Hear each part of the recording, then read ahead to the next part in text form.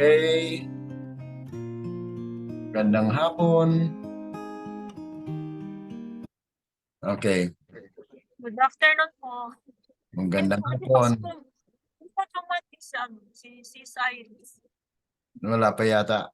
Pero sige lang, we will start siguro para at least makakuha tayo kasi naka-record naman ito at we'll be having live as well.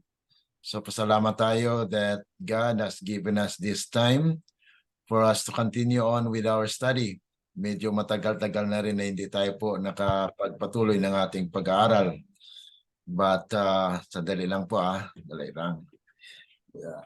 Brother Glenn, mayroon din akong kaibigan. Gusto niya yung kailang naka-live tayo sa Facebook, i-share ko sa kanya yung live sa Facebook. Parang wala yata yung Zoom. Oo, naka-live naman yan. Nasa Facebook, yan. Okay. I-share ko sa kanya yung Okay. link sa live sa Facebook. Okay. So para sa ating mga taga-subaybay po sa ating live FB group, ay magandang hapon po sa lahat. Tayo po ay magpapatuloy ng ating pag-aaral sa hapong ito. At we are happy that we have this continuation of our study. Palitan ko lang po yung background ko dahil itong background natin ay ito po yung ginamit natin dati for our studies. Okay, I will have the background. Okay. Okay. Ayan.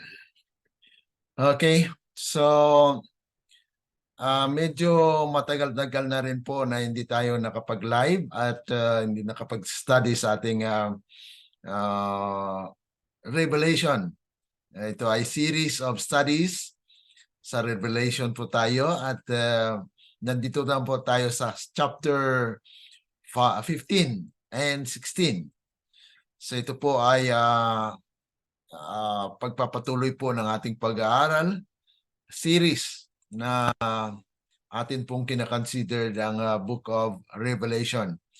At sa nakaraan po ay ating na pag-aralan yung Revelation 14 at napansin po natin doon na hindi lamang pala tatlong anghel ang mayroon pong mensahe, kundi mayroon pa pong additional na dalawang anghel na kung saan yun po ay the sealing or harvest na kung saan reaping angels.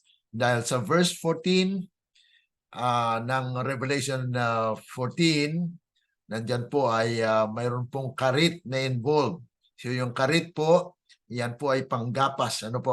At saka yung kaya nga po nabanggit natin doon na yung the other angel, okay, after ng third angel is actually a reaping angel na kung saan ay mayroon pong paggagapas or harvest at mayroon pong paghukom mangyari po sa iglesia. Kaya po may tinatawag na first fruit, the first fruit of the harvest. At kung mayroon pong first fruit, then there should be a second fruit.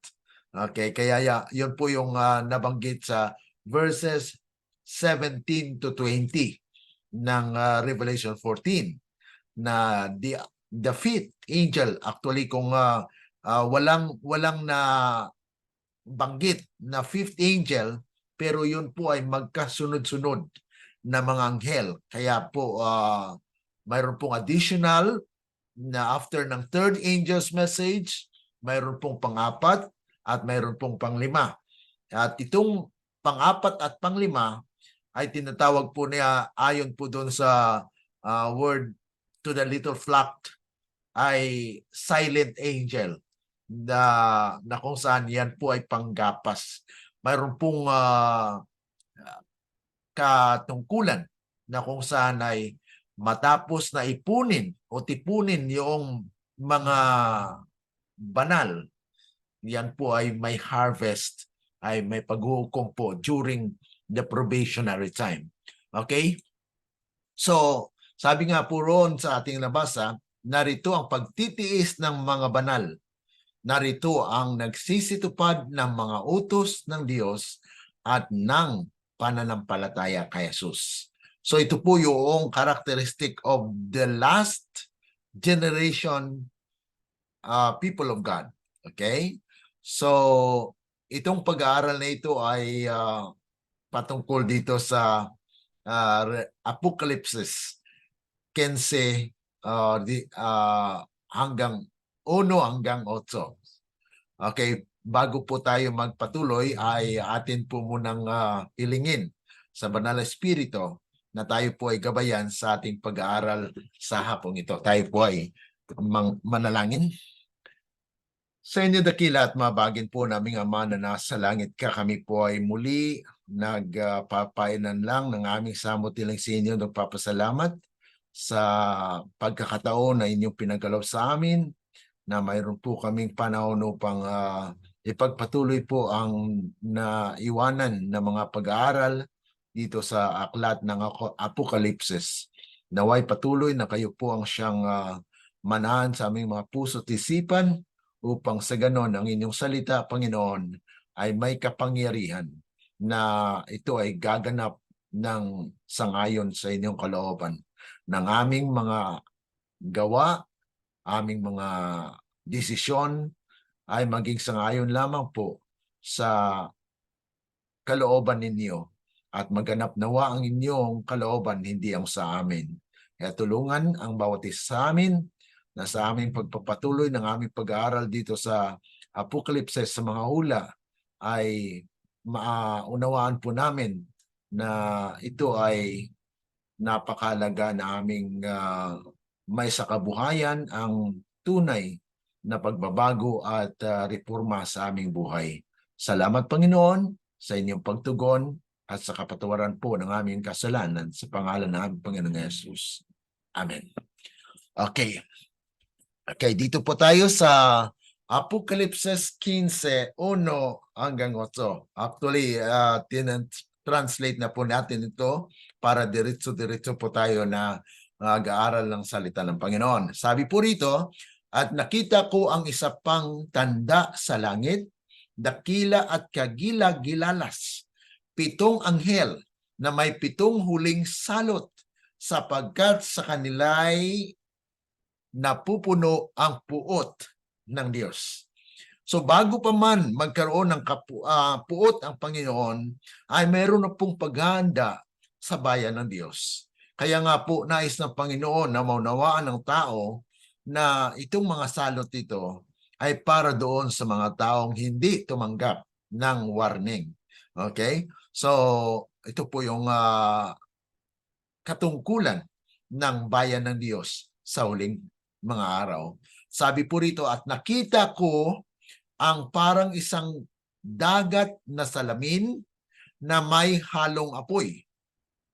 At silang nagwagi laban sa hayop at laban sa kanyang larawan at laban sa kanyang tanda at sa bilang ng kanyang pangalan ay nakatayo sa ibabaw ng dagat na salamin, pagkakaroon ng mga alpa at alpa ng Diyos, at kanilang inaawit ang awit ni Moses na lingkod ng Diyos. At ang awit ng kordero na nagsasabi, dakila at kagila-gilalas ang iyong mga gawa, Panginoong Diyos, na makapangyarihan sa lahat. Matuwid at totoo ang iyong mga daan. Ikaw na hari ng mga banal.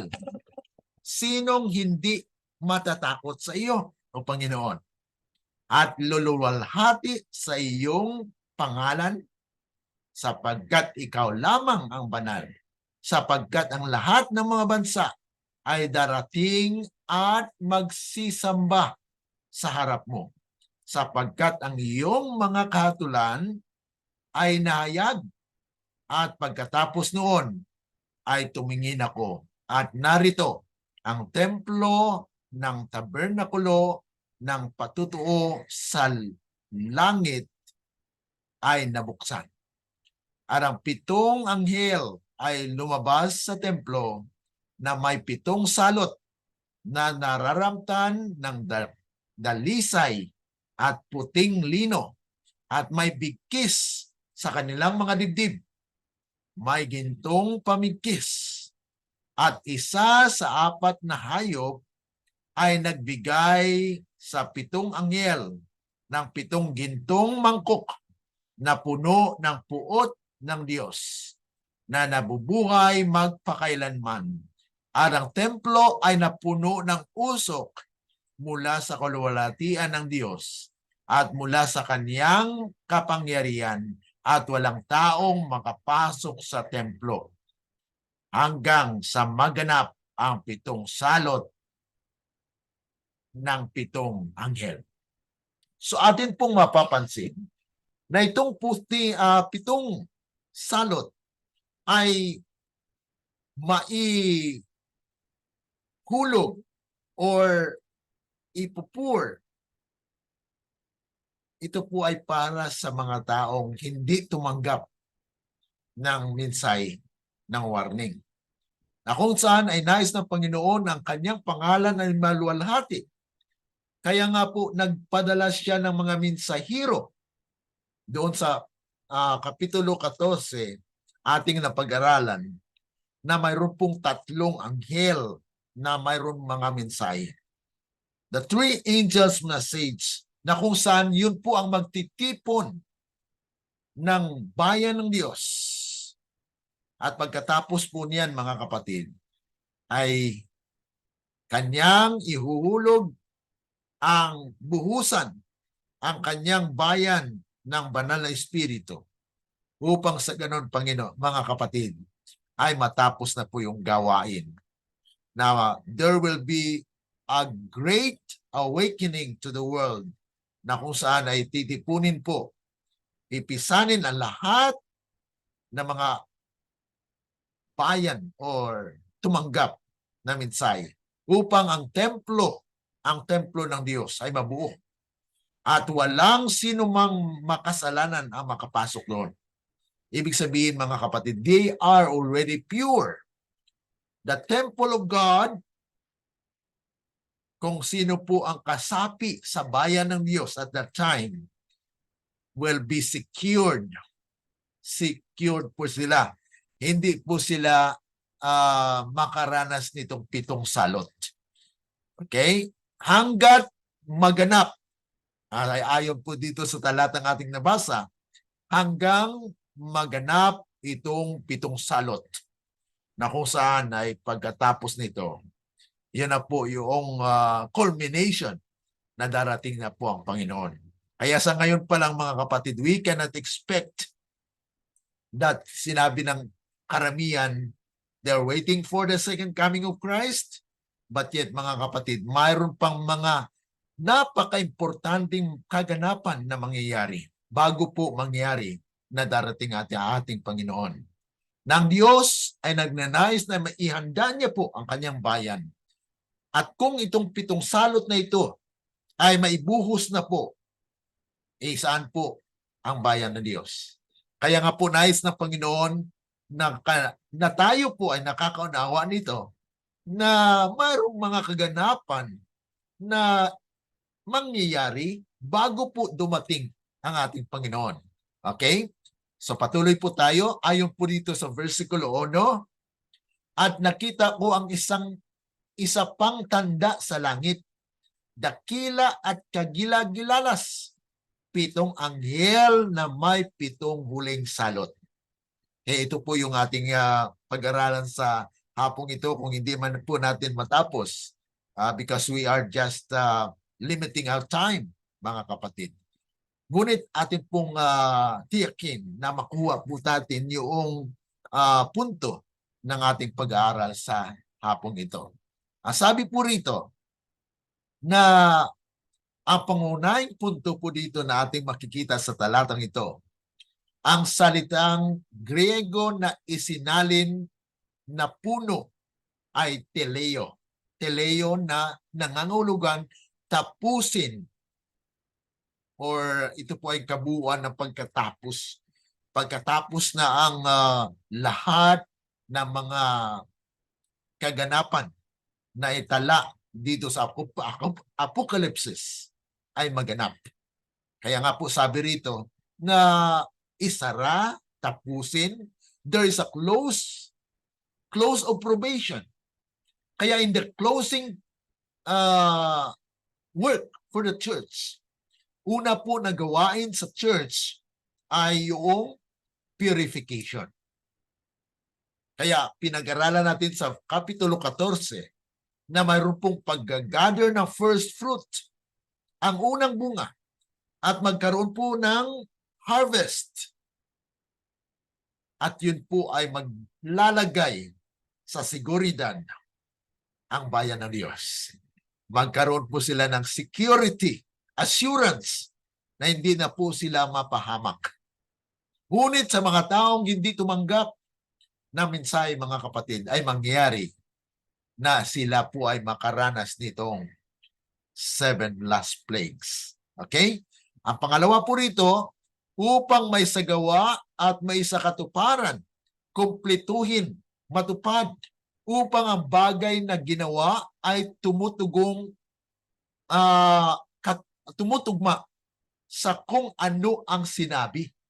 Ibig sabihin, mga kapatid, walang babalik sa Diyos na kung kanyang binitawan ang kanyang salita, ay walang babalik na hindi maganap. Ibig sabihin, mga kapatid, na ang kaganapan na kanyang sinabi ay magaganap, at yan po ay atin pong inaantabayanan, mga kapatid.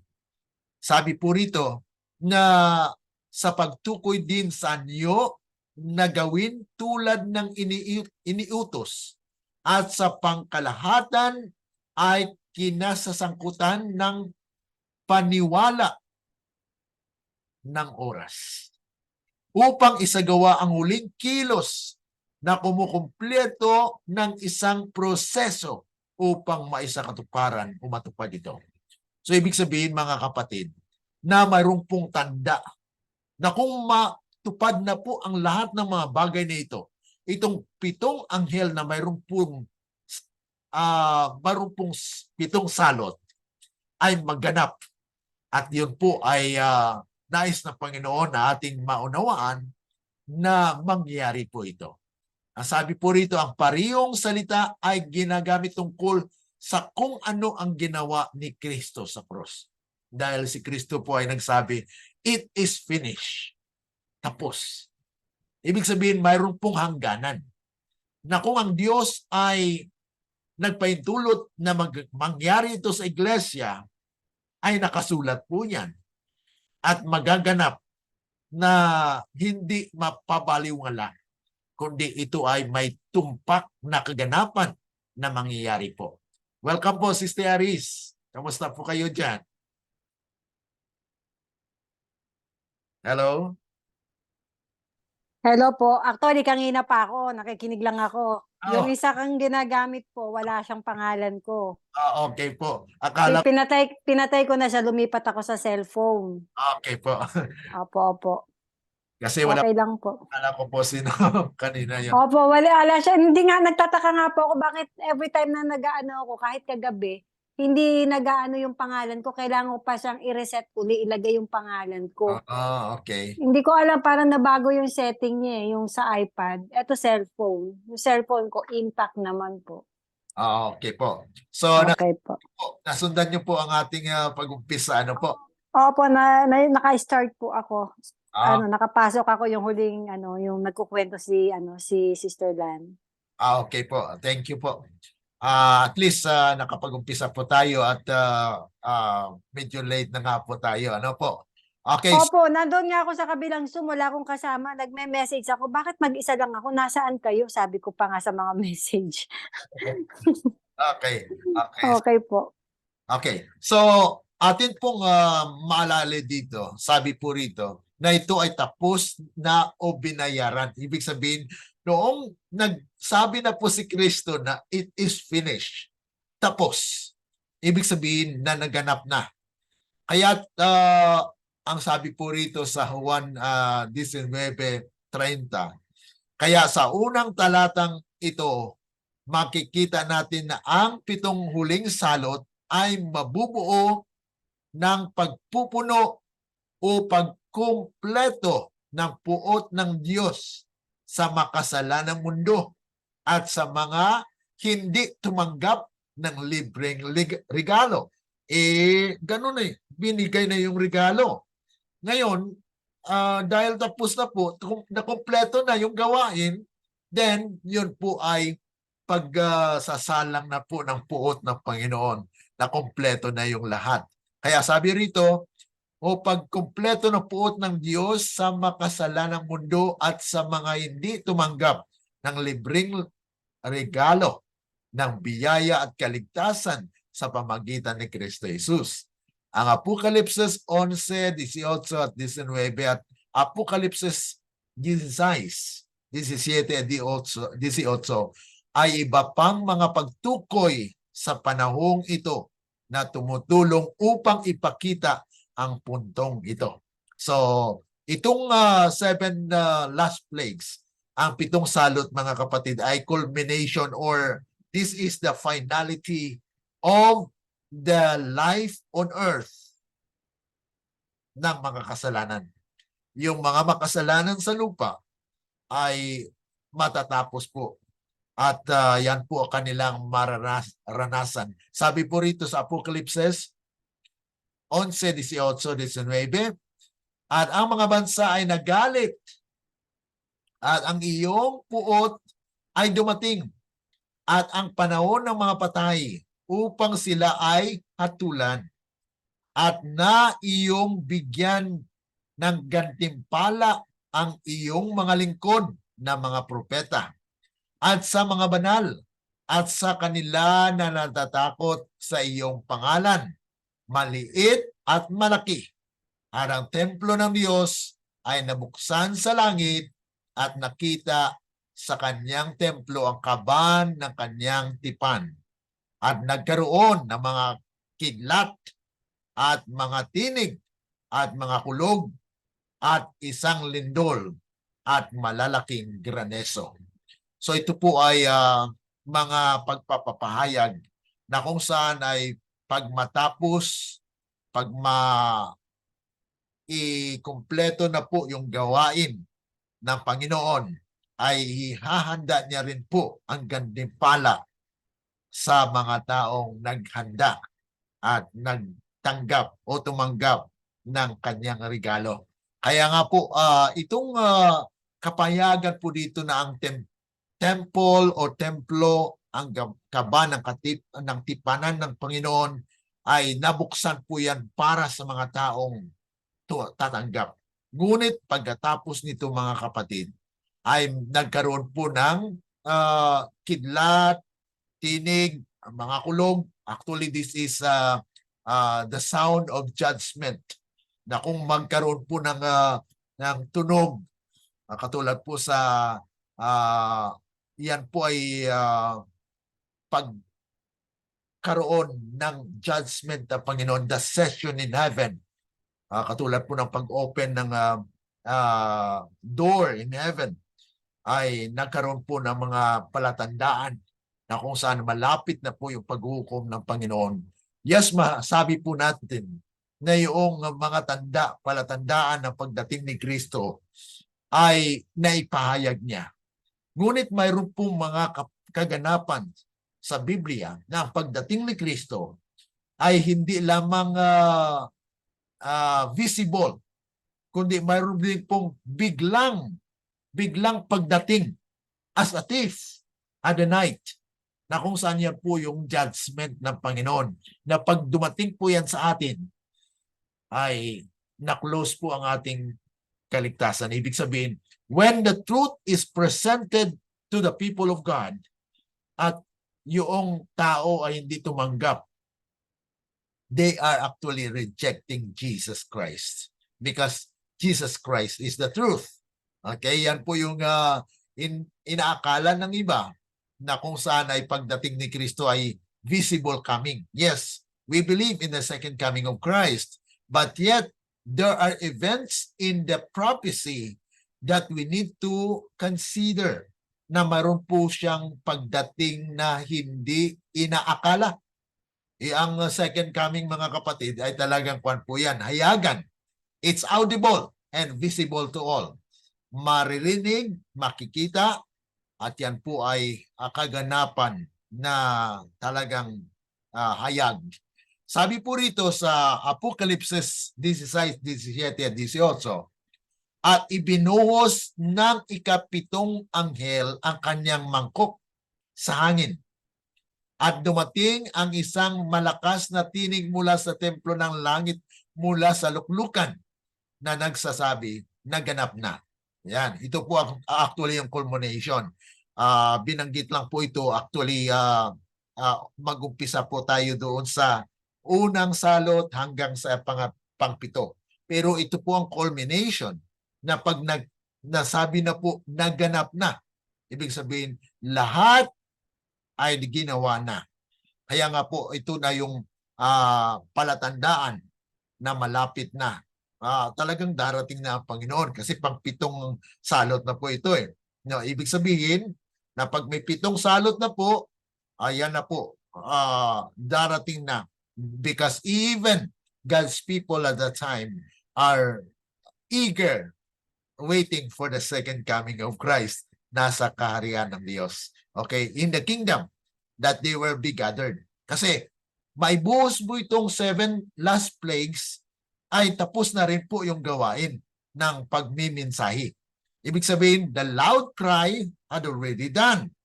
Dahil yung loud cry, yan po yung maghanda sa great multitude sa kanilang karoon ng kaligtasan. Okay? Ulitin ko mga kapatid, na itong pagkaroon ng salot, tapos na po yung loud cry niyan.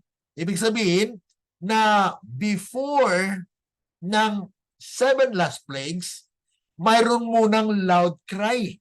Because ang loud cry ay maghanda sa mga tao to warn them. Kaya mayroon pong tatanggap, mayroon pong mag-reject. Ang mag-reject po dyan, yun po ang makakaranas ng 7 last plagues. Na kung saan ito po yung sinasabi po dito. Naganap na. At nagkaroon ng mga tinig at mga kulog at mga kidlat at nagkaroon ng isang malakas na lindol na hindi pa nangyari mula nang ang mga tao ay nasa ibabaw ng lupa. Isang napakalakas na isang lindol at napakalakas. Talagang ulit po yan mga kapatid. Ang ikapitong anghel na ito ay ang anghel na may ikapitong huling salot. So ito ay the culmination. Kaya nga po balikan natin yung unang salot hanggang ika-6 hanggang 7. At ito po ay culmination. The seven plagues mga kapatid. Ayan na po yung hudyat na darating na ang Panginoon. So ang atin pong paniniwala bilang Seventh-day Adventist ay sabihin natin baka bukas darating na ang Panginoon. Yes, maari, pero hindi ang visible. Ang visible kasi mga kapatid, iba. Iba. Dahil lahat po ng tao, ayon po sa Apokalipsis 1:7, na ang lahat ng mata makakita. At Christ will come with the sound of the archangel na magtunog ng trumpeta. There will be a sound, great sound, na magpapahayag po na darating si Kristo. Kaya yun po ay isang misunderstanding sa karamihan na we are expecting na darating lang bigla ang Panginoon. Ang darating na biglaan mga kapatid ay judgment. That is judgments. Okay. Dito po tayo sa Apokalipsis 15, versikulo 2. Okay, pwede po ba kayo pagbasa dyan, Sister Iris, or patuloy lang po natin na, Try ko po. sige po. Try ko po. Naririnig po ako. Okay, sige po. Ito lang, Ano ba? At nakita ko, alin? Saan po? ito lang verse 2. At nakita ko ang parang isang dagat na sa lamin na may halong apoy at sila'y nagwagi laban sa hayop at laban sa kanyang larawan at laban sa kanyang tanda at sa bilang ng kanyang Pangalan. abot sa lamin na may mga Alpha ng Diyos.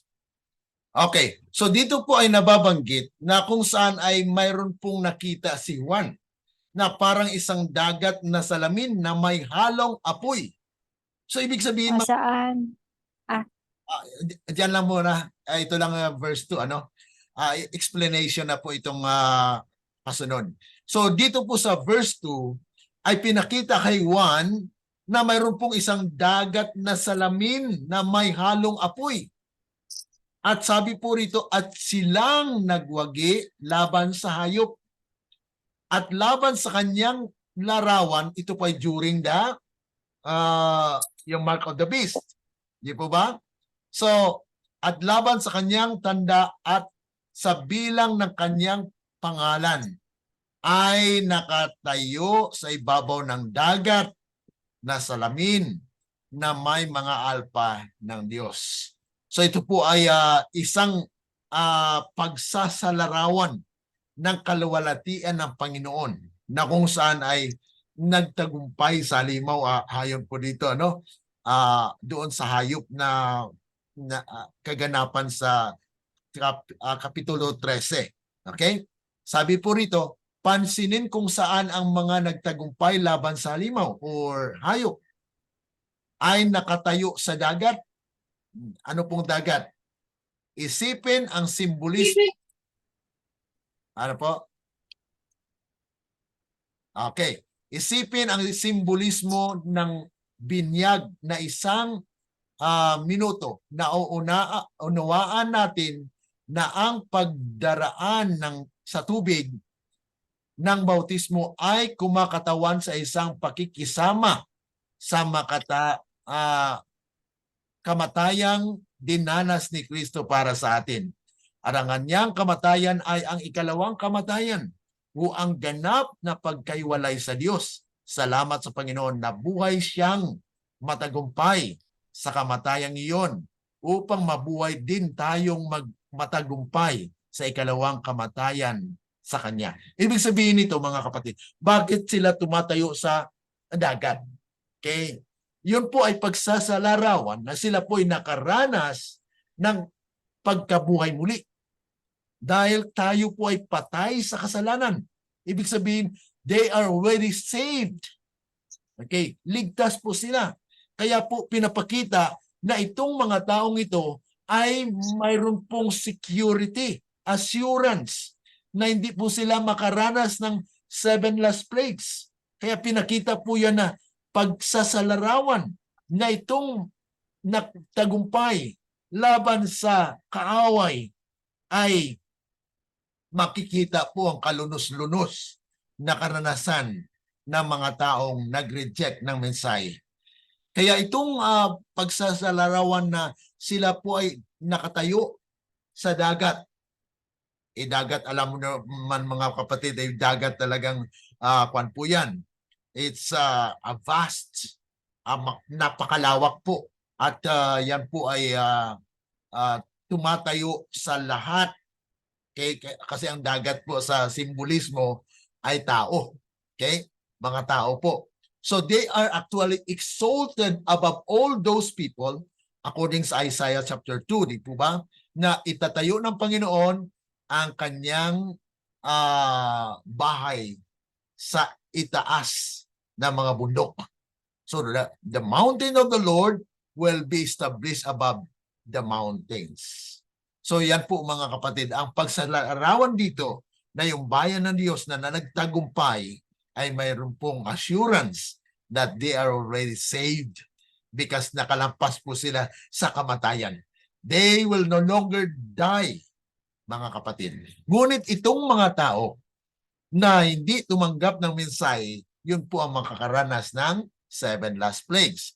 Sabi po rito, ang mga nanalo sa limaw o hayop ay nakikitang nakatayo sa tubig sa halip na dumaan sa tubig. Kaya sila ay nagwagi sa pamagitan ni Kristo sa ikalawang kamatayan. Yan po yung pagkasimbolismo or patpat po ng nakatayo sila sa dagat. Na sila po ay nagtagumpay laban sa kamatayan. Na sila ay dumaan sa bautismo ni Kristo. Na kung saan ay ang sinumang mananampalataya kay Kristo ay may kaligtasan at hindi na mawala. Kaya sabi bro ito, isipin din ang paglarawan ng dagat na kanilang kinatatayuan. Ito ay isang malasalamin dagat. Isas na tahimik at payapa. Walang kaguluhan, walang alon o white caps or mga talagang pangyayari po sa dagat na walang malalaking alon dyan. Talagang makuan po siya. Eksinang ito, tanging ang pinaghalong apoy ng presensya ng Diyos. Kaya yun po yung pagsasalarawan dito na the church at that time will be glorious. Glorious po yan. Triumphant church na kasi yung mga kapatid. Wala nang makasalanan sa kanila. Kaya nga po nakatayo sila sa dagat. At mayroon pong nag-aapoy. May halong apoy. Bakit po? Ang presensya ng Diyos, ang Espiritu ng Diyos ay nasa kanila na. So ibig sabihin, nandyan ang kasigurahan ng kaligtasan o buhay na hindi na po sila makaranas ng 7 salot. Ano po? Ang pangunahing punto po rito, balikan natin ang kwento ng lumang tipan sa Exodo. Sa isa pang pagdaraan sa tubig para sa ilang karagdagang kalaman. Kung ating pong pansinin at sariwain po ang karanasan ng mga Israelita at a time when they had fled or sila po ay nagkaroon ng exodus labas sa Ehipto, ay nakaranas po sila na kung saan ay nandyan ang kapangyarihan ng Diyos na siyang nag-protect sa kanila at wala na pong actually walang kapahamakan sa kanila. Bakit? Nandyan po yung presensya ng Panginoon. Bagamat sabihin natin na marami pong namatay along the way na hindi nakapasok doon sa lupang pangako ng Panginoon in these last days. It will be finally fulfilled with His church. Ayon doon sa Prophets and Kings 713. Okay? So ang konteksto dito ay hinihiling ni na Moses at Aaron kay Paraon na payagan, di ba? Yan po yung mga karanasan ng mga Israelita during the time na they have the representative Moses and Aaron na kung saan sila po ay nakikipag-usap sa kay Paraon hanggat sa huli ay nangyari po, nagkaroon ng 10 salot. Sabi rito, ang tugon ng Diyos kay Paraon ay magpadala ng 10 salot. Ang unang 3 ay nakaapekto sa lahat, maging sa mga anak ni Israel.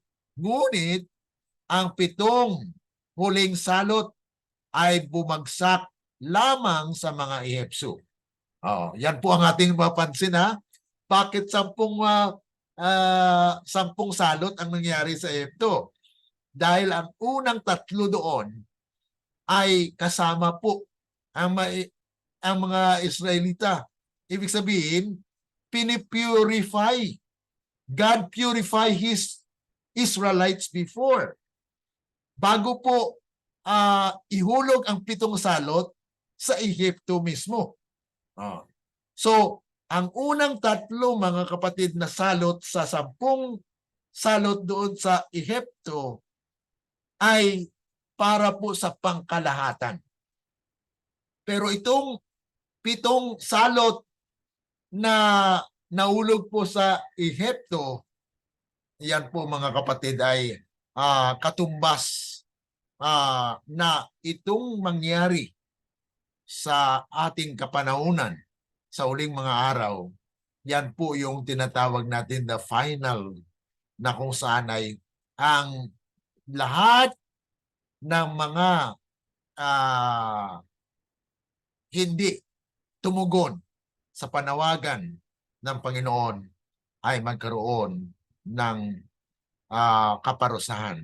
Sabi nga po rito, ang unang tatlo, yan ang kaapekto sa lahat, maging sa mga anak ni Israel. Ngunit ang 7 huling salot ay bumagsak lamang sa mga Hebsyo, hindi sa bayan ng Diyos. So, ibig sabihin, hindi na talaga. Ito rin po ang mangyari sa 7 salot. Hindi po babagsak yan sa bayan ng Diyos. Okay? Sa Exodus 14, mayroon tayong kwento tungkol sa pagpapalabas ng paraon ng isang utos na lipulin o patayin ang mga Israelita sa halip na pabayaan sila upang ipagdiwang ang kanilang sabat. Pagkatapos, dumaan sila sa dagat na pula tungo sa kaligtasan. Ang Exodus 15, mayroong tayong awit ni Moses tungkol sa tagumpay na ibinigay ng Diyos sa kanila laban sa mga Ehipsyo. Kaya mga kapatid, mayroon ding Song of Moses, Song of Deliverance, na kung saan God delivers His people from these 7 last plagues. Okay? So, mayroon pong talagang katugma o katumbas na tipo na kung nangyari yan sa kapanahunan ni Moses, mga kapatid, in the last days, mangyayari itong 7 salot, pero hindi mapahamak ang kanyang bayan because they are already saved. Okay? So, ito po yung parallel na ating mapapansin dyan. Ang kwento ng Exodo ay nagbibigay sa atin ng uri, okay? Ang Apokalipsis ay nagbibigay sa atin ng isang larawan ng pangwakas na panahon sa spiritual na antitype na katuparan ng ganoong uri o type. Okay? Kung nangyari yan noon, it's a type, uri na mangyayari sa atin. Uulitin siya. Okay? So, ang 7 salot na nahulog sa Ehipsyo ay mangyari na ihulog din po sa buong sanglibutan na ligtas ang bayan ng Diyos. Okay? So, there is a protection for God's people at that time. Okay? Sabi rito, ang mga salot na iyon ay mangtong sa bagong Exodus na siyang huling paglabas ng mga tao ng Diyos. Hindi lamang sa Diyos ng Sabat, kundi pati na rin sa Sabat ng Diyos o Sabat rest. Tinatawag ng Diyos ang kanyang mga tao na lumabas sa kanya tulad ng paglabas ng mga anak ni Israel sa Ehipto. Okay? Kaya nga po dito sa Apokalipsis 18:4, at narinig ko ang ibang tinig mula sa langit na nagsasabi, magsilabas kayo. Yan na po yung loud cry, So the loud cry message is to call the great multitude from the world to enter in as God's people, mga kapatid. So magsilabas kayo, bayan ko, upang huwag kayong magadamay sa kanyang mga kasalanan. So bago pa man ihulog itong 7 salot, mayroong panawagan ng Diyos. Labas na kayo dyan. Labas kayo sa Babylonia. Ang Babylonia, mga kapatid, sa ating panahon ngayon, wala pa. Okay? So ang sinasabi po ng mga Isdarm na ang church ay Babylon, that is wrong. dahil ang Babylonian era po, mangyari po yan kung ang babae ay makaupo sa scarlet colored beast, that is Babylon. Okay? Ngayon ay under po tayo sa Assyrian. Nasa Assyrian yoke pa po ang bayan ng Diyos. Kaya mayroon pong tinatawag na Assyrian Confederacy. Yung Assyrian Confederacy, at kung ma-finalize po ito, ang bayan ng Diyos at that time will say no. No to confederacy. Ito po yung message natin ng mga present truth. That we will not join with the confederation of all nations dahil mayroon pong war na mangyari. So ang lahat ng mga nasyon ay mag-join. Itong war na nangyayari ngayon sa Israel ay parang hudyat lang po yan. Hindi pa siya talagang umigting ng ganon. Because this is actually there is a contention between the Hamas and Israel. At ngayon, kung atin pong mapapansin, ang Hezbollah, the Lebanon, the northern part of Israel, mga kapatid, doon po yung mas malakas po yan sa kay Hamas. Yung sa Hamas, yung Hezbollah. Hezbollah has a greater army number, and then they are well trained in combat. So yan po yung ating binabantayan kung ito po ang mga kaganapan na mag-igting at magpaigting ng mga pangyayari, dahil mangyari po talaga na all nation, ito po yung Assyrian Confederacy, that ang Assyria manawagan for a gigantic war, mga kapatid. Kaya sabi rito na itong panawagan, come out to bear my people, ay mangyari po yan during the scarlet color beast. Kaya pag-aralan din po natin yan chapter 17. Okay, after po nito ay mapag-aralan po natin yan. Nasa 15 and 16 po tayo ngayon. Ano? So, ang 17 ay abangan po natin. Okay? At sabi po rito, at inaawit nila ang awit ni Moses na lingkod ng Diyos. At ang awit ng kordero na nagsasabi, dakila at kagila-gilalas ang iyong mga gawa. Panginoong Diyos na makapangyarihan sa lahat, matuwid at totoo ang kanyang mga daan. Ikaw ang hari ng mga banal. So this is actually the song of their experience during the time when the kingdom is established. Na ang kaharian ng Diyos ay itatayo. Kaya after po ng war, okay, nandyan na po yung bayan ng Diyos. Kasi during the war, ayon po sa message, ay maitayo po ang kaharian ng Diyos. Ibig sabihin, at the time of trouble, Daniel po yan, Daniel chapter 12, verse 1 to 4, na sinasabi po dyan, Michael will stand, and this will be a trouble such as never was since there was a nation. So during the time, si Michael will stand with his people, for his people, mga kapatid. Kaya mayroong deliverance. Kaya kakanta po sila ng kanilang experience. Dito po makikita natin ng isang tao na may pananampalatayang nakasalig sa luma at bagong tipan. Inaawit nila ang awit ni Moses na tagumpay laban sa mga pumipigil sa kanila mula sa pagsamba sa tunay na Diyos at pangingilin sa kaniyang sabat. At inaawit nila ang awit ng kordero ng tagumpay na ibinigay ni Kristo laban sa kamatayan at kasalanan. Kaya ito po yung reason bakit aawit po sila ng Song of Moses at Song of the Lamb. Dahil mayroon pong dalawang tagumpay. Una, tagumpay laban sa pumipigil sa kanila sa pagsimba sa tunay na Diyos. So yan po experience ng struggle.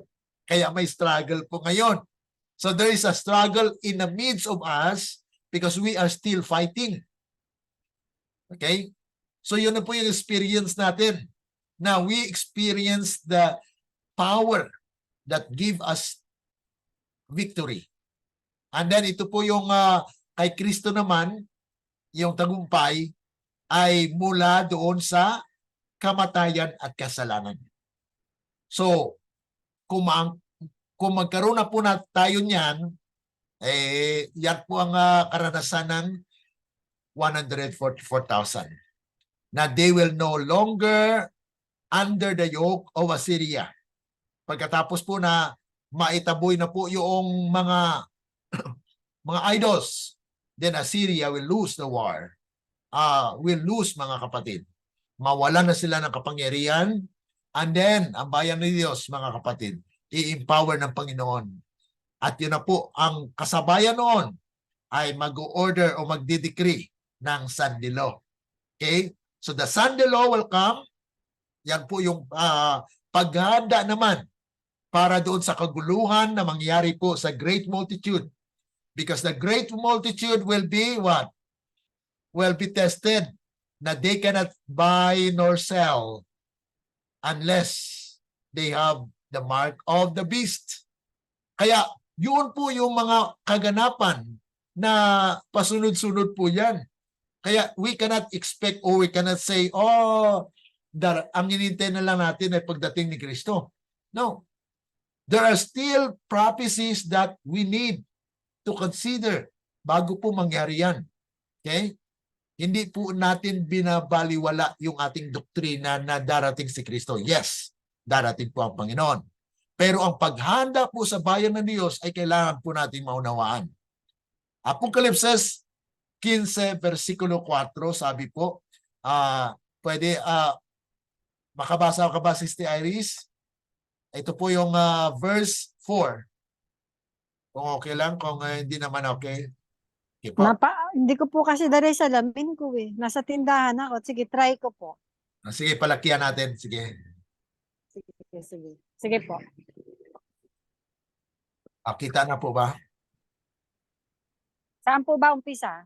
Dito sa sino ang Sino ang hindi matatakot sa iyo, o Panginoon, at tuwalhatiin sa iyong pangalan, sapagkat ikaw lamang ang banal, sapagkat ang lahat mga bansa ay darating at magsisimba sa harap mo, sapagkat ang iyong mga katulan. Alang nababasa, Pastor Glenn. Okay. Pakitaas po. Okay. Ang iyong mga katulan ay nahayag matakot sa iyo. Yaong mga may marka ng halimaw ay hindi matatakot sa iyo. Tandaan natin, natutunan natin ang mga na ang ibig sabihin ng matakot sa Diyos ay mahalin ang Diyos at sundin siya. Okay, yun po yung dagdag dito na kung saan ay itong karanasan o yung talatang ito ay nagpapahayag po na marami po ang mananampalataya. Okay? Luwalatiin po nila yung pangalan ng Diyos. Okay? At yung mga banal, yun po yung sasamba. Ngunit yung mga takot tumayo, ayun po ay talagang mahayag, mga kapatid, na magkaroon po sila ng tanda ng halimaw or the mark of the beast, na kung saan yan po ay mangyari before ng 7 last plagues. Okay. Ang Deuteronomy, sabi po rito, 10, 12 to 13, at ngayon Israel, ano ang hiningi sa iyo ng Panginoon mong Diyos? Kundi ang matakot sa Panginoon mong Diyos na lumakad sa lahat ng kaniyang mga daan at ibigin siya at paglingkuran ang Panginoon mong Diyos ng buong puso mo at buong iyong kaluluwa upang sundin ang mga utos ng Panginoon. Actually, itong mga pananalitang ito po yung pagtupad sa kalooban ng Panginoon na yung mga natakot sa Kanya ay hindi natakot na nanginginig, kundi natakot na sumusunod. Ibig sabihin, sila po ay sumusunod dahil sila kumilala sa Diyos na siyang Diyos na may paghuhukom, na kung saan ay mangyari na sila po ay hatulan ng Panginoon. Okay? At sabi po rito na ang Isaiah 66 verse 23, at mangyari na mula sa isang bagong buwan hanggang sa isa, at muli sa isang Sabat hanggang sa iba, lahat ng laman ay magsisiparoon upang sumamba sa harap ko, sabi ng Panginoon. So, yun po ang kaganapan bago po ihulog yung 7 salot. Ano po? So, mayroon pong mga gawain na mangyari bago po hulog po ang salot na inihanda, puot ng Panginoon.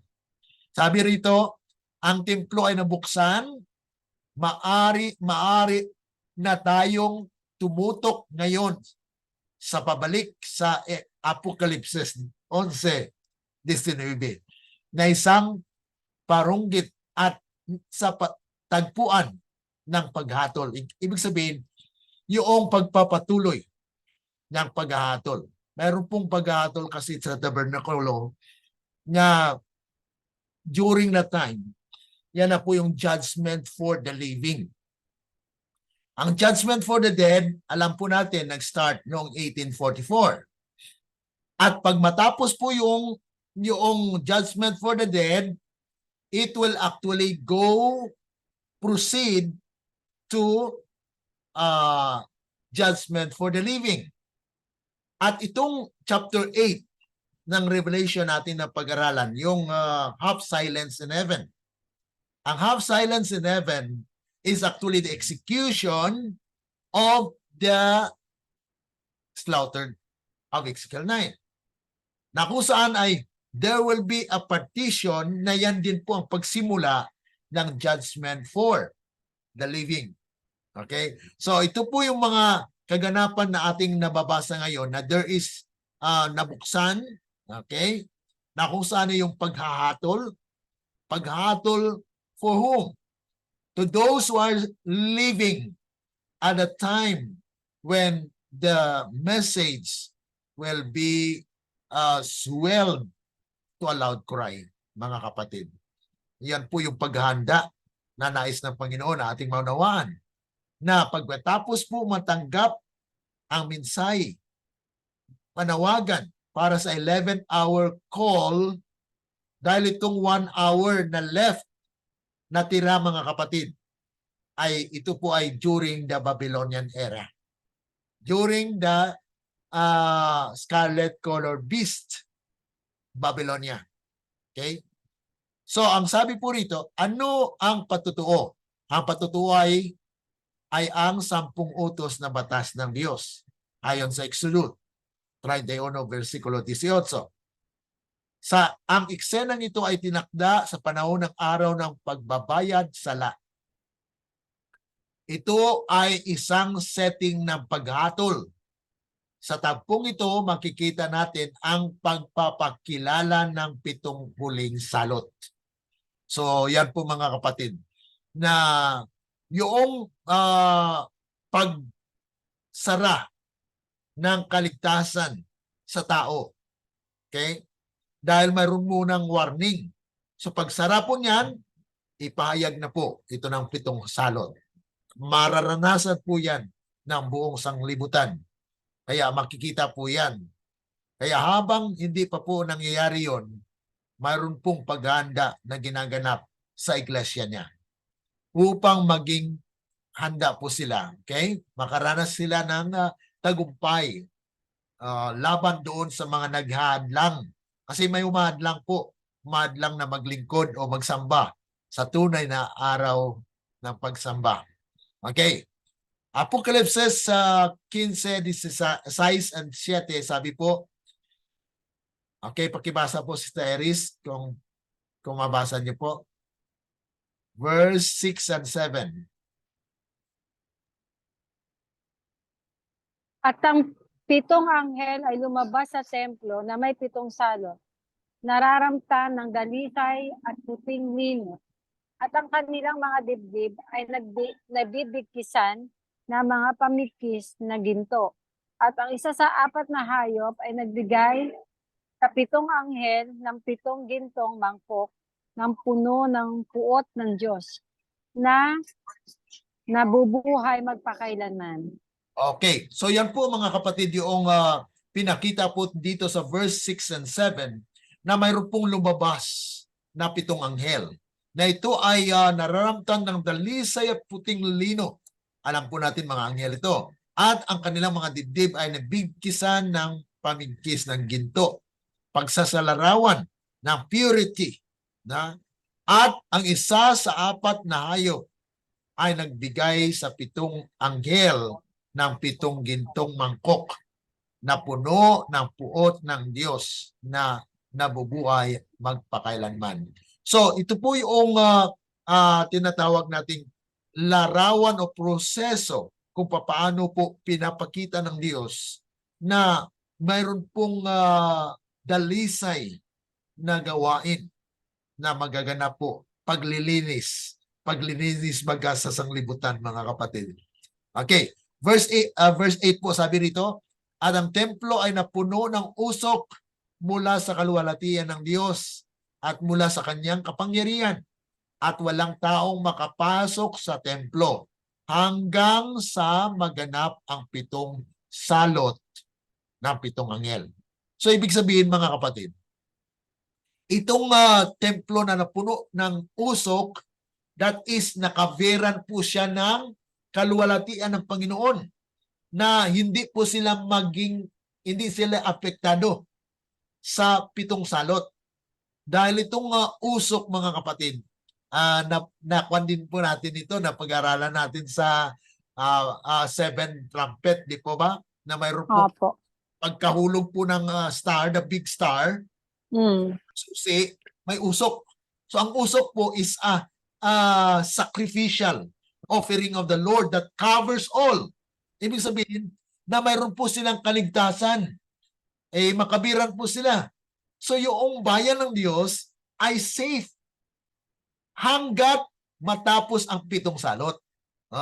So mga kapatid, itong 7 salot ay para sa mga wicked in the world. Kung ang slaughter ay para sa Ezekiel 9 ay para sa church, itong 7 last plagues para sa sanlibutan. Okay? Yan po yung pinakita doon sa Ehipto. Di po ba? Yung 3 na salot, alam natin mga kapatid ang significant number na to, yung 3. Ano pong ibig sabihin ng 3?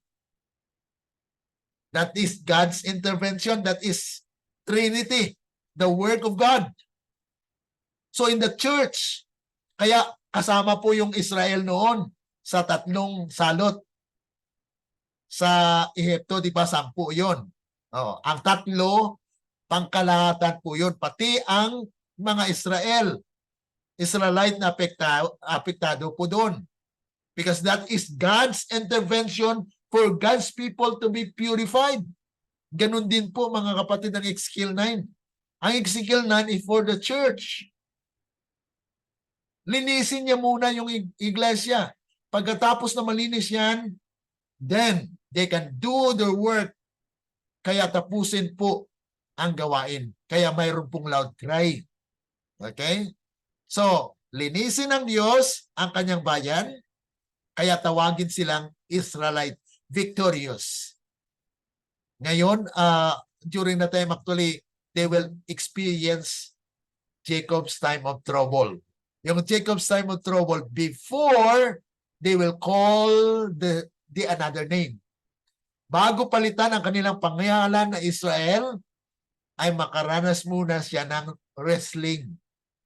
Wrestling with the Lord. That is Jacob's time of trouble. They will plead with the Lord. They will pray to the Lord, Lord, save us.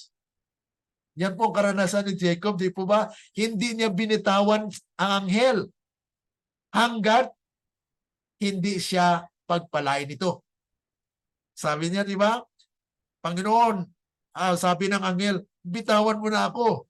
Sabi ng anghel, hindi kita bibitawan hanggat i-bless mo ako. So, mga kapatid, yun po yung karanasan din ng bayan ng Diyos. Jacob's time of trouble. They will have a closer relationship with God na kung saan ay maranasan po nila yung anguish, spiritual anguish kasi yan mga kapatid. Hindi pa nila alam na sila ay silyado na. They're struggling dahil mayroon pong nagtuturo sa kanila. Ang membro ng iglesia mismo, mga Seventh Adventists, magtuturo sa kanila. Kaya may Jacob's time of trouble. Yun po yung larawan dyan sa yung karanasan ni Jacob. Jacob's time of trouble. Na we are still in a stage of being Jacobites. Mga Jacobites, ibig sabihin kung may Jacobites po, mayroong Isawites. Nasa loob ng iglesia yan. Kaya alam natin yung mga kapatid, wheat and tares. So yun po yung pagsasalarawan ng mga pangyayari na itong 7 salot ay mangyayari po sa world, sa sanglibutan during the time of the end, mga kapatid. Time of the end yan, mga kapatid, sa kanila, period of time yan, mga kapatid. So that is, sabi rito, alalahanin kung papaano ang kwento sa Exodus. Yan, pinapaulit-ulit yan, mga kapatid, na kung ano po ang nangyari at naunawaan natin kung ano pangyayari doon, ay ganun din po. May leksyon sana tayo makuha doon, mga kapatid. Okay? So, proceed po tayo dito sa galit ng Diyos. Okay. Ayon sa payag 15, versikulo 1, ang 7 huling salot ay teleo. Teleo means kompleto o punan. Tapos na. Ang puot ng Diyos, pag-aralan natin ang puot ng Diyos. Ang katwiran ng Diyos ay nahayag na. Ay alam natin yan, mga kapatid. Roma 1:16, 17. Sabi po roon, sapagkat hindi ko kinakahiya ang Ebanghelyo ni Kristo, sapagkat ito ay kapangyarihan ng Diyos sa ikaliligtas ng bawat sumampalataya sa Kanya. Hudyo man o Grigo, sapagkat dito nahayag ang katwiran ng Diyos mula sa pananampalataya hanggang sa pananampalataya. Lumalago, mga kapatid, gaya ng nasulat, ang ganap ay mabubuhay sa pananampalataya. Kaya napakahalaga, mga kapatid, na maunawaan natin ang basic na pagtuturo sa pananampalataya na ito ay regalo ng Diyos. Walang taong makapagpayabang ng kanyang sarili na siya ay pumili nito, kundi ang Diyos ang gumanap sa kanya, mga kapatid. Sapagkat ang puot ng Diyos ay nahayag mula sa langit laban sa lahat ng kasamaan at kalikuan ng mga tao na nagtataglay ng katotohanan sa kalikuan. Yun, mga kapatid. So ang literal na ibig sabihin nito ay panghawakan ang katotohanan. Yung mga taong mga liko ay pinanghawakan nila yung katotohanan sa kalikuan. Kaya sugpuin itong sabi ang ginagawa nila, mga kapatid. Panghawakan nila yung katotohanan sa kalikuan. Ibig sabihin, kahit tama yung gawa ng tao, ay sugpuin nila. Ibig sabihin, nag-aaral ka nga ng Biblia kuwan ka pa. Tawag nito, pagbawal ka pa, huwag ka mag-aral dyan. Sugpuin nila ang katotohanan. So yung mga humahawak sa katotohanan ng kalikuan, katotohanan ng likuan kalikuan, ibig sabihin mayroon po silang pinanghawakan. Para sa kanila, katotohanan yon. Pero ang kanilang ginagawa ay kalikuan. Dahil hinahadangan po nila na ang tao ay hindi lumago. So ang mangyari po dyan, mga kapatid, Sabi rito, kaya yaong mga pumipigil sa katotohanan ng Diyos ay ihahayag ang puot ng Diyos sa kanila at laban sa kanila. So during that time mga kapatid, ay mangyari na yan po ay ang lumalaban sa katotohanan ang siyang makaranas ng kapigatian, resulta ng kanilang kasalanan. Kapag nahayag ang puot ng Diyos, ibibigay ng Diyos sa mga tao ang gantimpala ng kanilang paghihimagsik. Ang pitong huling salot, ito na po yung unang salot. Ano po ba yung unang salot? Sabi po rito, at narinig ko ang isang malakas na tinig mula sa templo na nagsasabi sa 7 anghel, humayo kayo at ibuhos ninyo sa lupa ang mga mangkok ng puot ng Diyos. At ang una ay umaon at ibinuhos ang kanyang mangkok sa lupa. At nagkaroon ng masamang sugat at mabigat na kanyang mabigat na sugat sa mga taong may tatak ng halimaw. So ibig sabihin mga kapatid, ang mangyari nito pag may tatak na ng hayop, ibig sabihin tumanggap ka ng 666. Ano po mangyari? Magkaroon po ng masamang sugat. Okay? At ang mga sumamba sa kanyang larawan, ang unang dapat tandaan ay kung saan nagmula ang mga salot. Sa unang talata, sinasabi nito sa labas ng templo. Kabanata 15, versikulo 5, sinasabi nito sa atin kung saan sa makalangit na sanktuaryo ito nagmula. Ang templo ng tabernakulo na patutuo sa langit. Ang salitang Griego na ginamit dito para sa patutuo ay nangangahulugang ang dekalogo, yung 10 utos. Isa pang salita para sa 10 utos. Ang batas ng Diyos ay nasa kabanang tipan na nasa kabanalang lugar na ng makalangit na sanktuaryo. Ibig sabihin mga kapatid, yung salot na ito ay mula order doon sa taas. Dahil yun po yung nagkaroon ng investigation. Kasi during the investigation ay wala pa po yan. Pero pag tapos na po yung investigation, mag-order na po yan. Okay, verdict. Ibig sabihin na po ay nandyan na po yung paghahatol. So yan po mga kapatid, yung salot na yan, actually ay kahatulan sa mga taong tumanggap ng marka at sumisimba sa kanyang larawan. So ito po ay maganap during the time of Sanilo. Okay? So, mga kapatid, hanggang hindi pa po mangyari yan, wala pa. Itong mga patikim na sabihin nila yung bakit may mga COVID-19 o mga ganitong ganyan. Eh baka ito na yung salot na sinasabi ng Panginoon sa Revelation 16. Hindi po mga kapatid. Dahil ang kaganapan ng 7 salot ay mangyayari po yan after ng loud cry. Okay? Hindi po yan before ng loud cry. Okay? So at least klaro po tayo dyan. Dahil ito pong pinag-aralan natin ay mga paghahanda po yan. Okay? May mga warning muna. Yung mga patikim na yan, mga karanasan ng tao ay mga palatandaan po yun. Okay? Mga palatandaan na magkaroon ng mga pestilence, mayroon pong mga lindol, earthquake, o anumang mga sakuna sa lupa, yan po ay mga palatandaan. Okay?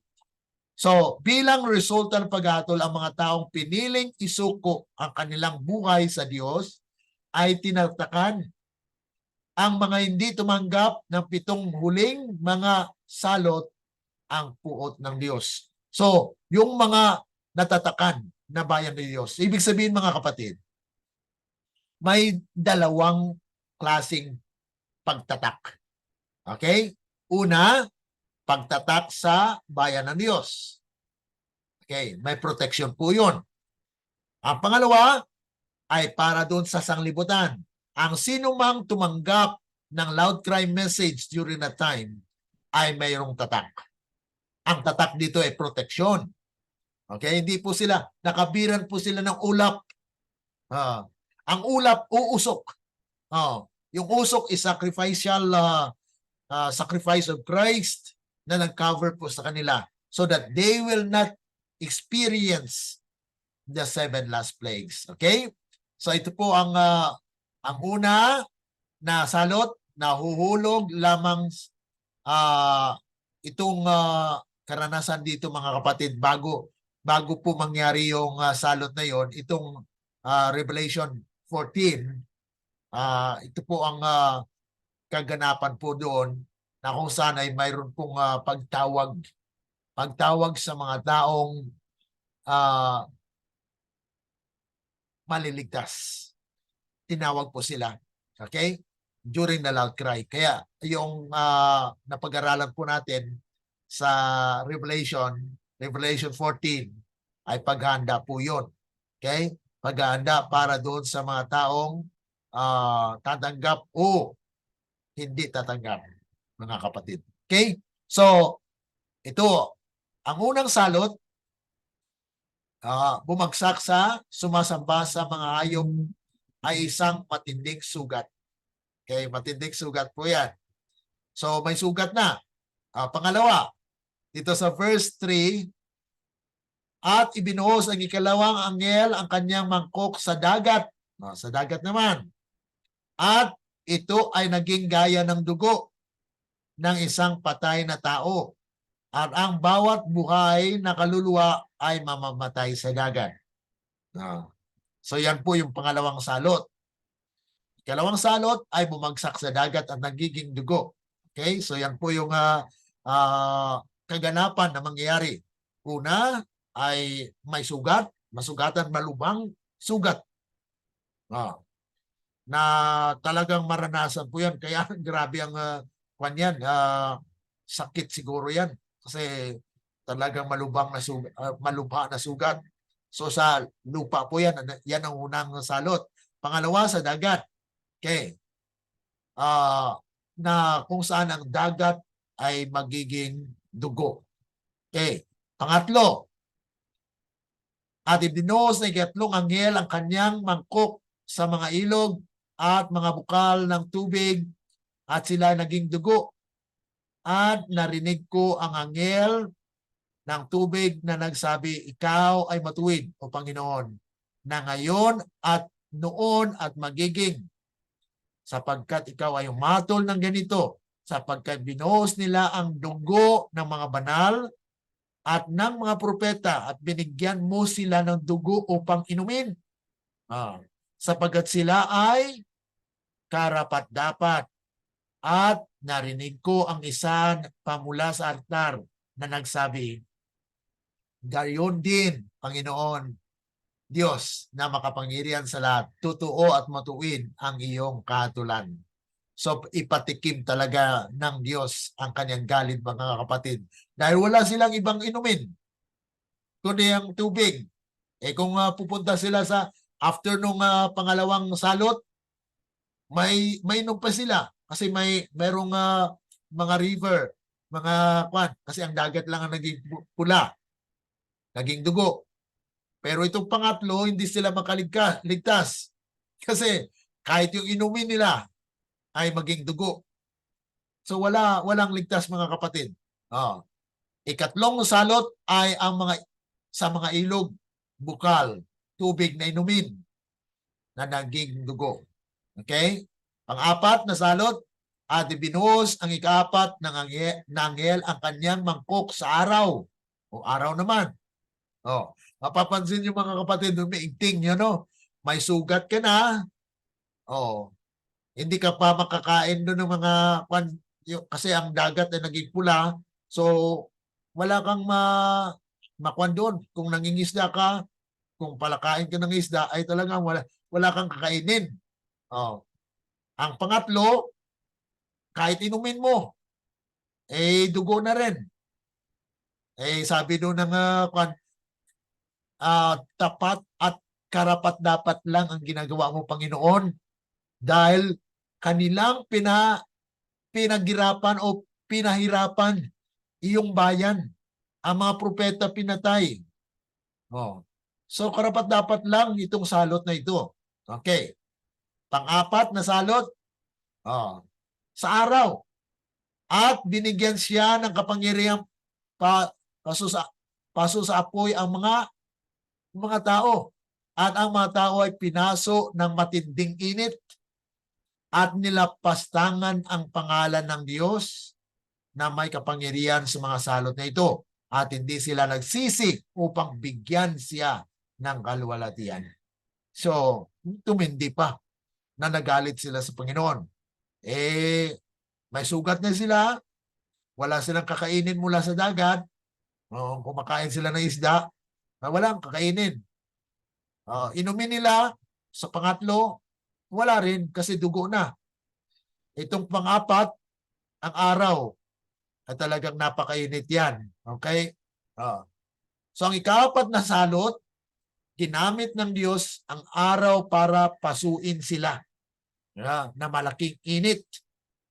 Pansinin na nilalapastangan nila ang pangalan ng Diyos at hindi nagsisi. Kaya ang ikalima, ito, ibinuhos ang ikalimang anghel ang kanyang mangkok sa upuan ng halimaw. Ito na sentro ng the beast, mga kapatid. Ang kanyang kaharian ay puno ng kadiliman at kanilang kinagat ang kanilang mga dila dahil sa sakit.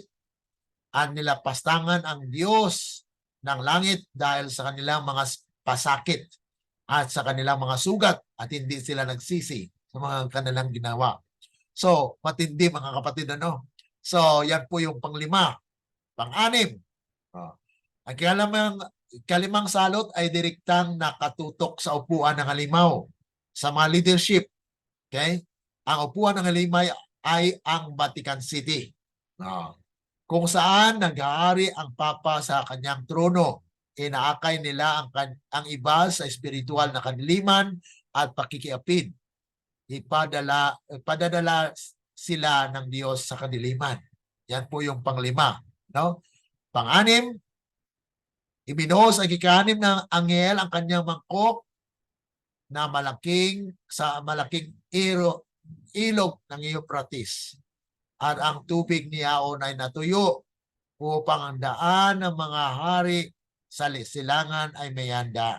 Yan na po actually yung paghahanda sa darating na Kristo. Kasi ihanda yung bahagi ng silangan, mga kapatid. At nakita ko ang 3 karumaldamal na espiritu na parang mga palaka. Ito po ay paigting na talagang yung dragon, bibig ng halimaw at bibig ng bulaang propeta. Magkwanta talaga, mga kapatid. So yan po yung mga napakatinding pangyayari dito.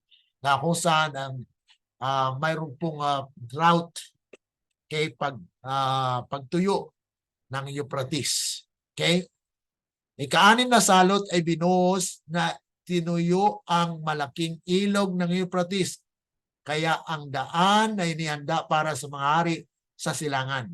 Sa Daniel Kabanata 5, mayroon tayong kwento ng pag-anyaya ni Haring Belshazzar sa kanyang mga pinuno sa isang lasing na piging. May kapistahan noon. So, yun po yung nang gabing iyo lumitaw ang isang kamay.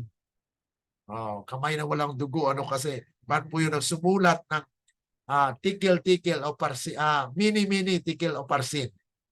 So, yan po yung kaganapan na pagkatapos. Kasi ang Babylonia noon ang naghahari. Kaya during the time of Babylonian era, ganun po ang mangyari. Isa pong leksyon na dapat matutunan, mga kapatid. Ano? Okay.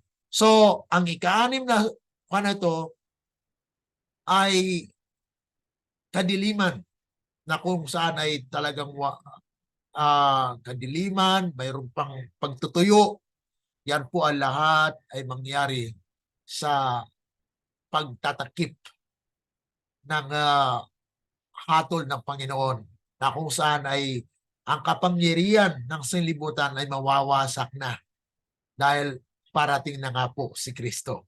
Kaya mayroon pong tinatawag po dyan, ang sunod nating pag-aaralan ay yung War Armageddon. Kasi yan po yung between 6 and 7th plagues ay mangyari po na there is finality. Tapos darating na po si Kristo. Okay? So, dyan lang muna siguro mga kapatid.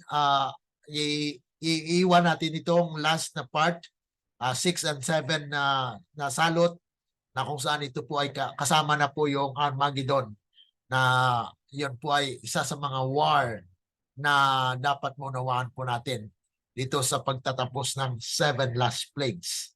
Okay? So, dito mo... Pastor Glenn, Oh, Pastor Glenn, yes. yun sa yung sa ika-4, Apo. hindi ba kasali dyan ng global warming? Yes. Di ba umiinit na siya kasi sira na yung natin? Oh, ngayon pa lang nga. Parang gradual. Oh, gradual nga po. Kasi umiigting nga po 'yan kasi pinaparanas ng Panginoon sa atin pa lang ngayon para makuha natin na sabi kasi ng iba actually, ito na siguro yung 7th-4 na salot kasi napakainit na. Oh. Pero yan po ay misinterpretation dahil itong 4 na salot ay mangyari po yan after the loud cry.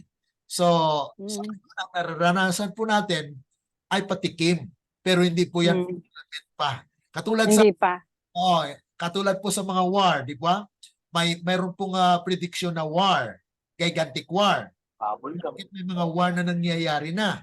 So yan po ay mga palatandaan, parang spark plug lang siya na nag-andar siya. Pero hindi pa po yan ang talagang sukdulan ng war na ganun din po sa ika-4 na salot na gamitin yung araw para yung init.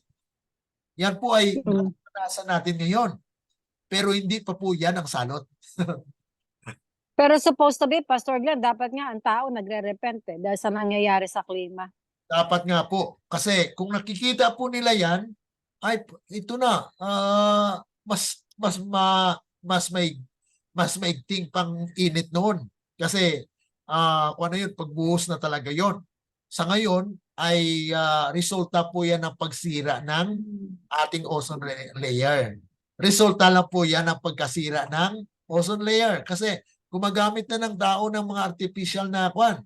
Kaya sira po ang ating ozone layer. So it is actually a result of man's activity. Kasi ang ng mga tao, kasalanan na ng tao yan, kaya nagkakaganyan ng panahon. Yes. Kasalanan na ng tao, kaya ang tao gumagawa ng solusyon. Ang nakalimutan ng tao ay mag-repent sa lang ng Diyos. Kung ayaw naman ng Diyos, wala na magagawa Itulutan ng Diyos. Di po ba? Pagkatapos sa ika-5, kasama rin dyan yung yung ina-allowed na mga pare yung tomboy at saka bakla na ikasal. Yeah. Yun talaga. Di po ba? Yes po. Kaya talagang kwan po yan. Yung pang-anim na salot, yung tuyo talaga. Wala na talagang yan. Wala nang suporta. Kasi ang tubig sa Bible prophecy ay kwan din, tao, di ba? So pag tumuyo na po yung River of Euphrates, ibig sabihin dyan, kung ikwan natin spiritually, ay mawawala na ng support. Wala na talagang... Kasi yung Tama. Kasi yung ganyan pong pag pinahintulutan yan ng mga pare, blasphemy yan sa Diyos kung tutuusin. Yeah. Pahintulutan mo yung tomboy at bakla na ikasal, pambabastos yun sa Diyos at saka yung mga nakikiapid. Opo. Parang uso na nga ngayon yan, parang normal na lang ngayon yan, yung mga ganyan. Oh, normal na po na sa Di po ba, parang pag pinag-aaralan mo siya, parang nangyayari siya nang hindi napapansin ng mga tao. yeah. Di po ba? Kung hindi natin pinag-aaralan ng ang prophecy, hindi naman natin po yun malalaman eh. Di po Ah, ba? Parang normal lang sa buhay ng tao araw-araw. Di po ba, kung alisin natin yung hindi tayo nagbabasa ng Bible, hindi tayo nag-aaral ng prophecy, ang mangyayari sa atin, parang uso ngayon yan eh. Parang ganun po yung dating. Sa opo. ngayon, ganyan ang panahon eh. Iba nun, iba ngayon. Parang yung nangyayari, hindi napapansin ng tao na parating tayo sa sa judgment, yung ginagawa kasi ng tao. Di po ba? Mm. Parang nangyayari yung nakasulat ng gradual, dahan-dahan na hindi napapansin. Kaya ang mensahe sa Bible magmatsyag eh. Magbantay, di ba? Yun Mm. ang sabi, magbantay, magmatsyag. Ano yung babantayan natin? Yung ginagawa ng tao. Di po ba? Opo. Yun eh. Kaya nga, tingnan nyo nangyayari. Dumarami ang bakla, dumarami ang tomboy, hindi naman nanganganak. Hindi po ba? Dumarami din yung parang normal na lang yung mga naghihiwalay, nagpakasal ng pakamahal-mahal, pagkatapos 6 na buwan, hiwalay. Alam niyo po ba yung mga ganyan? Mm. Tapos kakabit. Parang normal na lang ba sa buhay ng tao? Pero sa mata ng Diyos, ano yun? Kasuklam-suklam. Oh, kaya nga po yung mga anghel na nakapanood doon na sinabi nila, ah, purihin ang Panginoon. Tama lang ang ginagawa mo ngayon. Ibig sabihin, parang they approve, they praise the Lord dahil mayroon pong recompense or tawag nito, parang ito na yung vengeance. Yung di ba tayo minsan ang ating Baka nga Pastor, dumating pa ang panahon eh. Baka nga dumating pa panahon, Pastor Glenn yung bakla, tomboy ang makangaral eh. Magdadala ng banal na salita. Parang na-imagine ko. No? na talaga yun. Parang nakakatakot pagka ganyan na nangyayari. Ano nangyayari naman actually yan na ay yung mga nangunguna sa Sabbath School, yung mga teachers diyan na nangangaral, nagtuturo mga kwana may mga bakla kasi pinahintulutan naman eh. Kaya Sa church, sa mother church ko, hindi pa naman ako nakakita ng bakla Yung bakla sa church namin hindi pa na-baptize eh. Hindi pa nagpa-baptize. O ayaw i-baptize. Hindi ko alam alin sa dalawa yun. so ang importante lang diyan sa atin na Steris pag dito na tayo sa katotohanan, present truth, ay talagang there's a struggle among us na personal din natin ang ating kalaban minsan ay kadalasan nga sarili. Oo, Sarili natin. sarili natin kasi Yung pagtitaste mo, no? dito sa sarili natin yung struggle kasi there is a struggle within us kasi yun po yung pumipigil sa atin na hindi tayo naging matagumpay because of self. Yung ating tendency ba yung likas ng tao. Kaya ang kailangan talaga diyan, we need to be yung tawag subjugated or talagang kuan ka ng Panginoon ba na ang Panginoon ang lulukob sa iyo. Kung wala ang Panginoon, walang pag-asa ang tao. Yan talaga basic na. Amen. Okay? Ang So, hirap yung alam mo yung bilang talaga yung sarili nating kalaban natin, yung patient mo, yung talagang yung pagtitimpi mo ba? Pagtitiis mo sa lahat ng bagay. kahit Kasi na sa present truth kasi Sister Iris nga may mga struggle pa rin yan. Kasi Satan is really get angry when his people are active, no? Kaya mayroon din pong pagpipigil dyan. Kapangyarihan na yan, maranasan talaga ng tao yung struggle within us. Kahit yung mga leaders po ay gagamitin niyan ng kaaway. Kaya maging aware po tayo na we are actually guided by the Word of God. Kasi kung guided tayo ng Word of God, then we are not worried. Hindi tayo mag-worry sa mga bagay na ating ginaganap o ginagawa dahil we just rely on what God made for us and through us. Okay? So, mayroon pa po ba karagdagan or reflection? Kung wala, Kailan kaya tayo mauulit po nito? Parang ang tagal natin hindi nag-Bible study. Next year pala, pupunta ka na sa Pilipinas. Sabi ni Sister Ay, narinig ko nung nakaraang natin. Bible study. yeah, mga January. January. Oh, January, December. Kailan tayo mag-DS? Pag umuwi ka ng Pinas, busy ka lalo. December, next week. Next week kung makanti kayo, then we can pwede ako next week.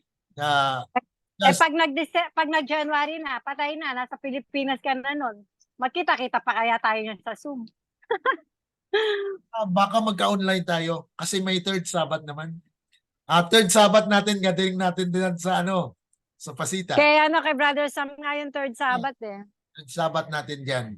Kaya ikuan po natin, Opo. planuin natin. Mga January, second Sabbath. Uuwi si Pastor Glenn sa January. Third Sabbath ng January, I will be there. February, third Sabbath din yan. So, twice na nandyan ako kasi ang ating assignment po ay Calabarzon. So, I will be roaming around. Pero ang sentro ko ngayon ay sa Batangas. Batangas and then... dito kaya sa Laguna? Dito po kaya sa Bulacan? Sino naka-assign? Si Brother Rippy po. Sana ma-meet ko, no? Taga Bulacan.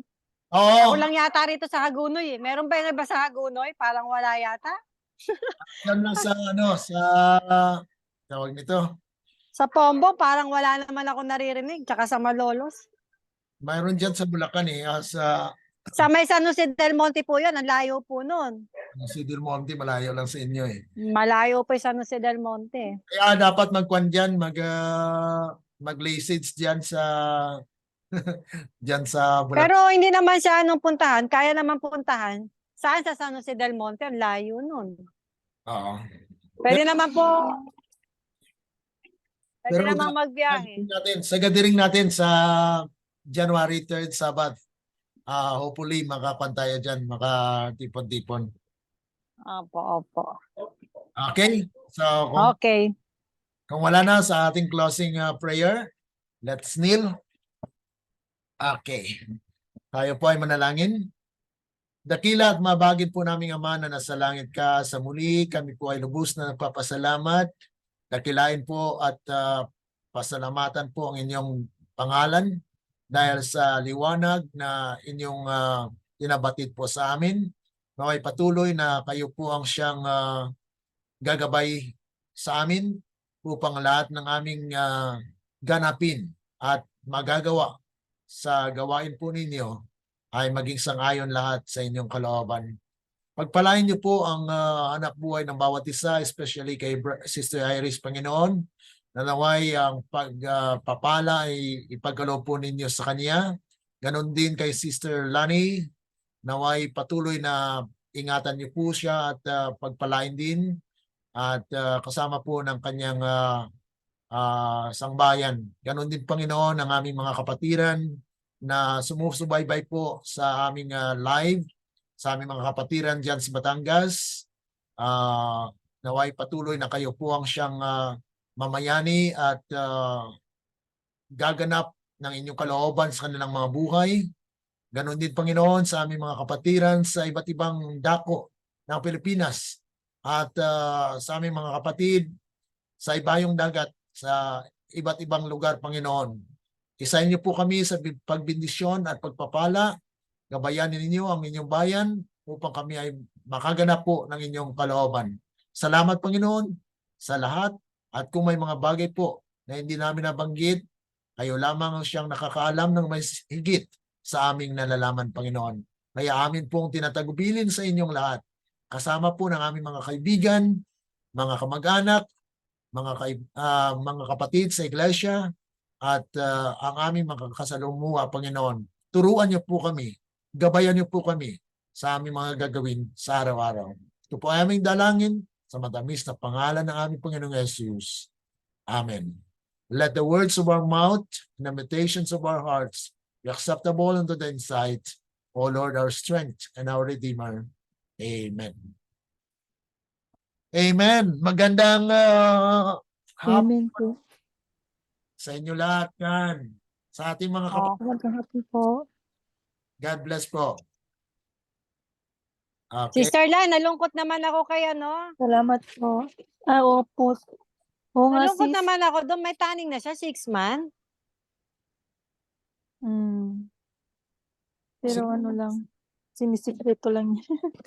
Merong alternative